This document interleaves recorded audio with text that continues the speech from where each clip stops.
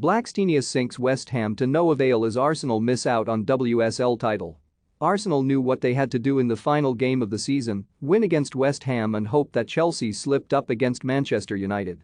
They did the former with 2 goals and a clean sheet, overcoming a steely defensive performance from the hosts in the first half. The latter, however, is where their hopes were dashed. Chelsea, who went behind twice, scored 4 goals to securing a final home victory and consecutive Women's Super League titles. Though the Gunners have every right to be heartbroken, this performance, full of zip and vigor, represented everything that has gone right for Jonas Eidevall and his side this season. In the first half, West Ham restricted Arsenal from operating centrally, forcing Beth Mead and her teammates to the flanks with a high-pressing 3-5-2 system. Where the defenders Lee Williamson and Lot Wubben-Moy would usually have time to spray the ball across the field and instigate counterattacks, this time they were either occupied by Kate Longhurst or Hawa Sissoko or busy breaking up counters. Eidevall seemed to spot that particular trick, shouting at his players from the managerial box to defend short, in other words, keep the ball in dangerous areas to help create chances and continue to cultivate the pressure.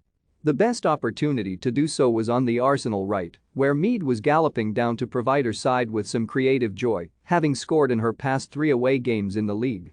She zipped crosses into the box, often finding Viviane Miedema and Caitlin Foord. Both had a few pops at goal, but were smothered by one of the West Ham back 3 on every occasion.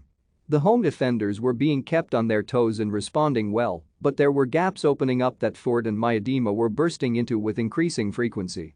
All evidence seemed to point to a forthcoming goal for Arsenal, and the attack needed no more encouragement than the injured Jordan Nobbs, jumping up and down on the sidelines every time she got wind of another goal update in the game between Chelsea and Manchester United.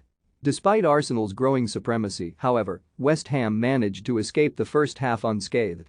After the break, Arsenal brought on Stina Blackstenius for Foord, forcing West Ham deeper into their own box. It was a sensational move on Eidevall's part as Blackstenius got to work.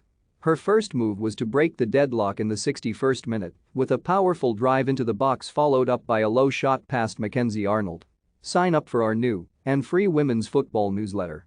5 minutes later she was in the mix again, this time playing the supporting role to Steph Catley, who thundered the ball into the net with her left foot after picking up possession at the corner of the penalty box.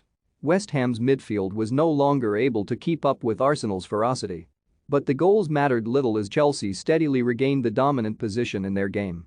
At the final whistle, Arsenal, who had never previously finished second in the league, had no choice but to give up the ghost.